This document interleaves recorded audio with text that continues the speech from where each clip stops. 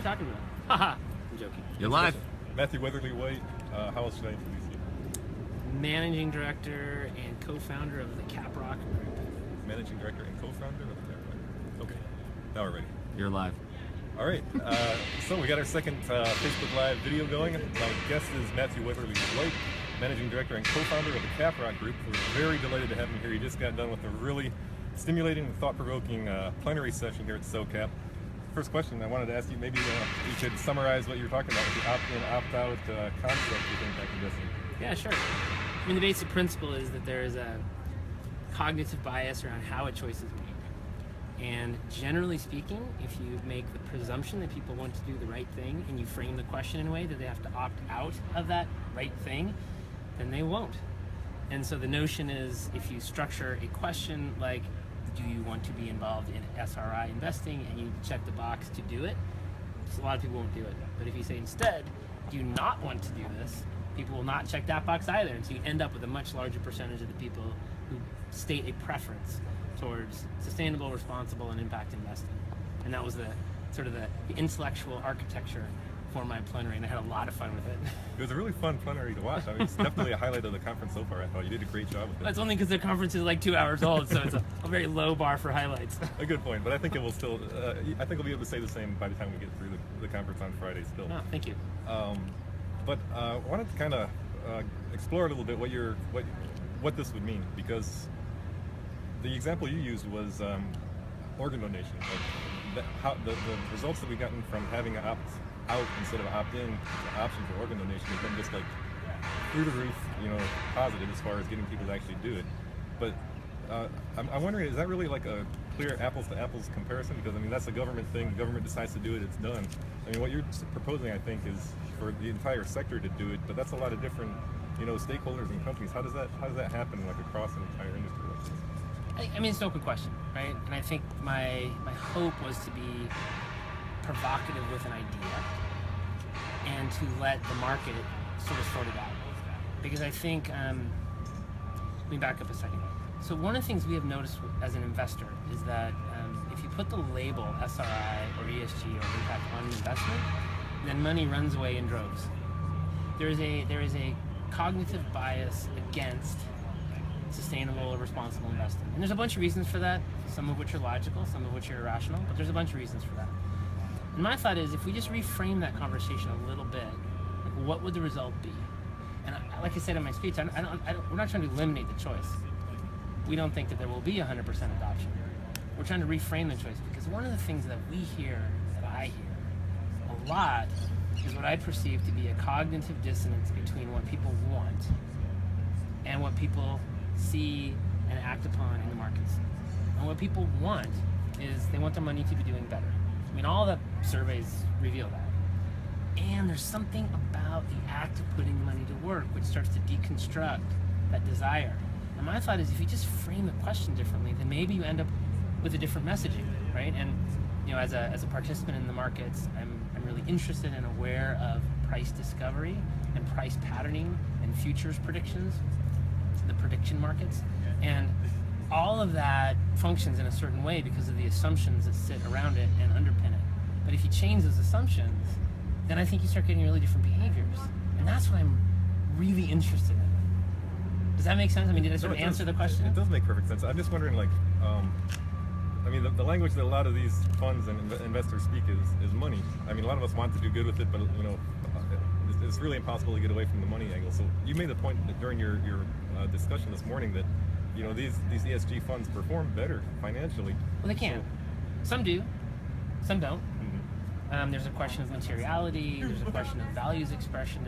It gets pretty nuanced pretty quickly when you really start digging into the performance. What I was trying to suggest in my talk was that it is not axiomatic that one must sacrifice performance when pursuing a mission-oriented investment strategy. That's what I was sort of trying to convey. It's like, it's not axiomatic, and if it's not axiomatic, that introduces the opportunity for doubt, and the opportunity for doubt leads you pretty quickly to this question of, well, why isn't it done more often then? And I say a lot that we are exiting the anecdotal evidence phase of impact investing, and we are entering the thesis validation phase. And one of the best ways to thesis validate is with a lot more data points in your data set. I mean, if you have an N of 300, that's not as statistically significant as an N of 3,000 or 300,000. And so if we have 3,000 or 300,000 mutual funds and ETFs and investors who are all looking at the markets with some level of ESG integration, then I think we'll get a really different result than we are right now, right? And I think it's sort of axiomatic that you will get a different result. I don't know what the different result will be, but I think the world will look really different. Like if we're optimizing for something other than purely financial return, and in so doing, willingly accepting the externalizing of costs associated with that pursuit of financial return, if we no longer do that, well, then we end up with a really different definition of financial return, which to me is like endlessly fascinating. I mean, I've used coal as an example recently, and I'm not saying dogmatically we need to stop burning coal, although as an environmentalist I would like to say that. It's like, I'm not saying that here. What I'm saying is that the price discovery mechanism around coal is not functioning because the costs of burning coal are not borne by the producer or the consumer of the coal. In which case, the optimizations for financial return is being distorted because the costs have been externalized onto society at large. And if we just simply didn't do that anymore, and I'm saying simply, right, which is like, that's, how do you not do that, right? But if we didn't do that, then the price of the commodity would be different. In which case, the utilization of the commodity would be different because it wouldn't be price competitive to solar and renewables. And suddenly you have this totally different world. Right. And it's like, those are the kind of things that I'm sort of wrestling with and chewing on as I think about what does the path look like to get us to that different future. And I'm not interested in undermining and destroying the capital markets. As I said, capitalism is just an optimization mechanism. You know, just because we are optimizing for finance or return doesn't mean that capitalism is evil. That's just a set of assumptions that we've agreed to. Well, change the assumptions. Well, how much of that changing of assumptions has to happen on the investor side, like retail investors, like just going to their, manager and saying, like, I want to make a difference with my capital, and that happening on a larger scale, and how much of it has to happen on the institution side? I think what we're seeing right now from at least the bulge bracket broker-dealers is a response mechanism to the markets that's starting to take place. When Goldman Sachs acquired Imprint Capital, that was a stamp of credibility on impact investing. They were getting sufficient demand from their client base that they felt they needed to have a credible voice in the discipline. So they acquired Imprint. And that was a bit of an anomaly. It took everybody by surprise, but it showed some level of client-driven response within Goldman Sachs. But now you've got Bain Capital coming to market with an impact fund, and you've got BlackRock hiring Deborah Winchell out of Robinhood Foundation, reporting directly to Larry Fink. You've got some pretty interesting stuff happening that, like, I really can't imagine this is all happening endogenously at these firms. Like, they didn't suddenly wake up and say, hey, we should really launch an impact fund. No, they woke up and said, wow, a lot of our clients are saying they want an impact fund. We need to do that. And so I think there is that positive feedback loop that can start to develop. And I just think if you had this ESG opt-out, so you just simply had a larger voice for people who want to do this, it would result in a transforming force, catalyzing mechanism, something within those big banks. And I just think it might create a really different relationship with sustainable and responsible investing within the corridors of wealth and power on Wall Street. So do you see that as something that could, like, conceivably happen, or is it more like a thought, experiment? Well, I'm not a movement builder, right? That's not the way that I operate. But Kevin Doyle Jones is. And he read my blog on this. If you haven't read it, you should check out my blog site, i3impact.com.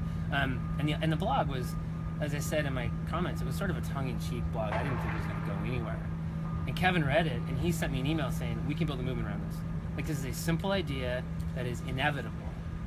Let me say it differently. It has the power of inevitability. And he said, and I want to build a movement around this. Can you come and speak to it? So I think, why not, right? So France, talk about organ donation. France historically has had 9% organ donation rate. It's been an opt-in country.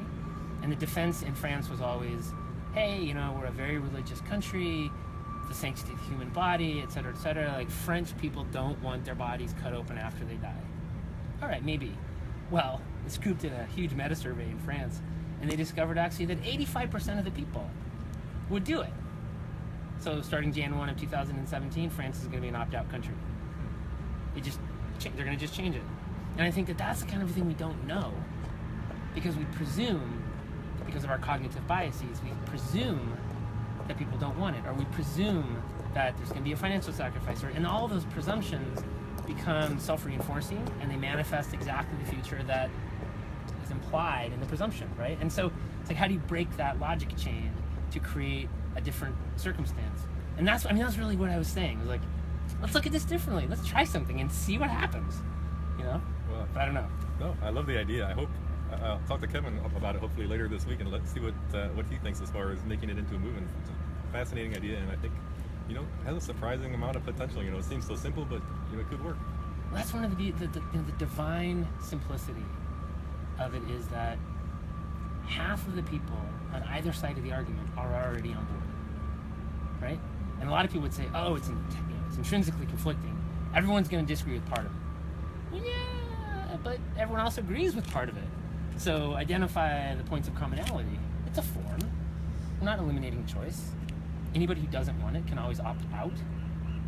But let's do it and see. You know, maybe. Well, on that note, we'll wrap things up. Thank you again for your time today. Really appreciate it. Yeah, absolutely.